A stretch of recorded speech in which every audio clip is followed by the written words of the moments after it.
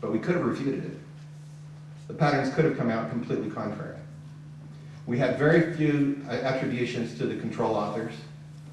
And then we got a whole bunch of, I want to just point this out, we got a whole bunch of, we got Isaiah where we expected Isaiah, but we also got Isaiah where we didn't expect Isaiah. So we had some false positives for Isaiah. What that means is that someone was really good at imitating Isaiah. I mean, really good. Okay? All right, so Rigdon's style appears throughout the Book of Mormon. Why is that? Now I'm going to talk about restoration theology on steroids. Okay? Here's Sidney Rigdon. Born in 1793, 10 miles south of Pittsburgh. As a youth, he worked as a farmhand and as a tanner. And he provided leather book bindings to the Pittsburgh print shop. Okay? What he did. He eventually became a Baptist minister, then a Reformed Baptist minister, and then he was baptized into Mormonism on November 8, 1830. And within 2 months, he was working with Smith to produce the Book of Moses, and then the inspired translation of the Bible. Okay. This is his life, sort of laying it out here. Born in 1793. I want to point out here in 1800, he fell off a horse. And according to his younger brother, he was dragged with his feet caught in the stirrups and his head banging along the ground. And he was never the same after. Okay. He allegedly obtained a copy of Spalding's manuscript found around 1813, 1814. He met a man named Alexander Campbell, who had a great influence on him. I'll talk about Campbell more later. Of course, he was working as a tanner. He became a Baptist, Campbellite, then later a Rigdonite preacher.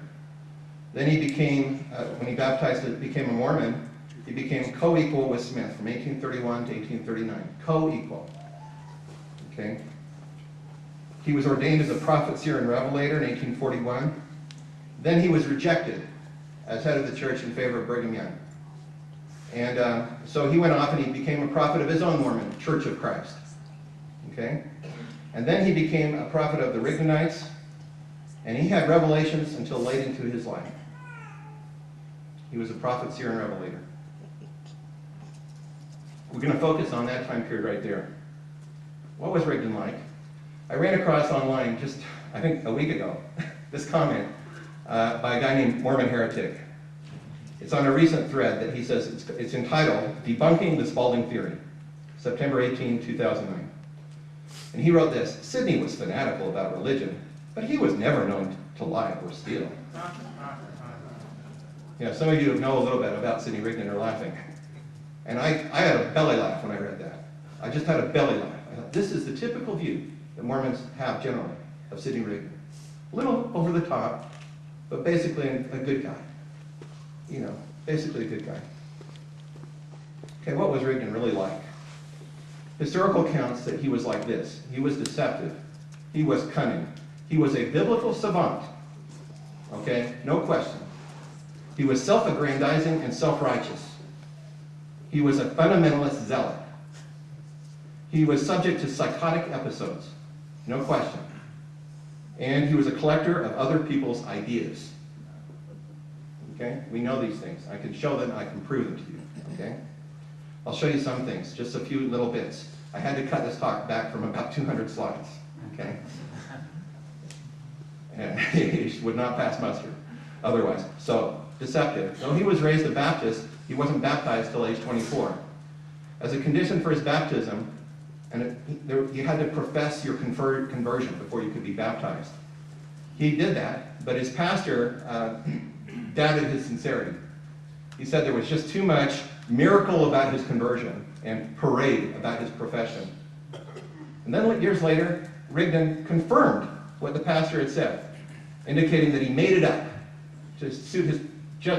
He made up his profession to suit the purpose. To suit the purpose. He made it up. So the expedient use of deception would become a recurrent theme in Rigdon's religious life. That was just an early example that I picked here. Here's what Orson Hyde believed in 1841 about Sidney Rigdon. Forgery, deception, and romance form no part of the principles which Mr. Rigdon taught me during the time I was under his tuition. Good guy, just like Mormon Heretic thought, right? What does Orson Hyde say 3 years later? Inconsistency, treachery, and falsehood are the laurels that encircle his brow. Orson Hyde had a change of opinion, or else was lying the first time. Rigdon's 1839 response to Matilda. So when Mormonism Unveiled came out, it was a major problem for the church. It suggested that Solomon Spalding was the roots, provided roots, and it suggested that the religious content must have come from Sidney Rigdon. Rigdon didn't respond really formally in press until 1839, and it was after he read something by Matilda, the widow, Spalding's widow, and I just kind of liked his response. It's a 178 words long sentence. Shall I torture you with it? It gives you a little insight into the man. All right, see if I can do this. My vision's so bad.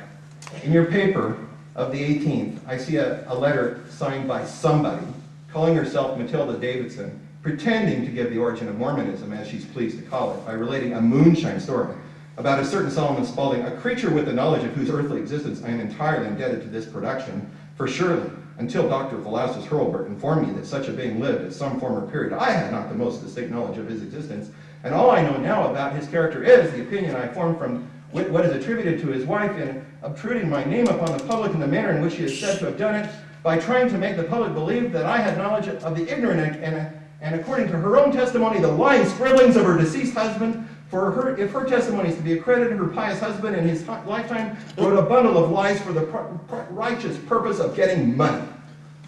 Woo! This is the kind of, and you can look at his correspondence with other people. It's very often bitter, sarcastic, of this nature. Okay, very, very often.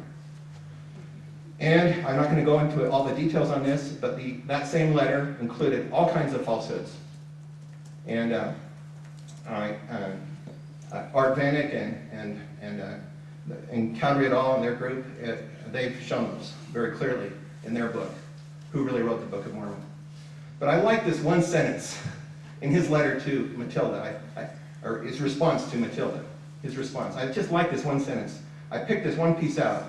He says, this is what Rigdon's words are. A pious lie, you know, has a good deal more influence with an ignorant people than a profane one. It's an interesting observation from one who would know. Okay? You know, a pious lie. Okay, more proof that Rigdon lied. Well, we've got Rebecca Ickman. This is, I think, from a Cowdery et al. Group. They found that Rebecca Ickman was a clerk at the post office. She remembered the people involved, including Rigdon and including Spalding. And she said that there was an intimacy between Lambden and Rigdon. She remembered Mr. Ingalls, the printer, saying that Rigdon was always hanging around the printing office, and saying that he was connected with the cannery before he became a preacher. Okay, all of this from Rebecca Ickman, a clerk in the post office, in the Pittsburgh post office, and it's been since confirmed. Again, I want to credit the researchers, the Cowdery et al. Researchers, who really wrote the Book of Mormon. Pittsburgh post office, unclaimed letter.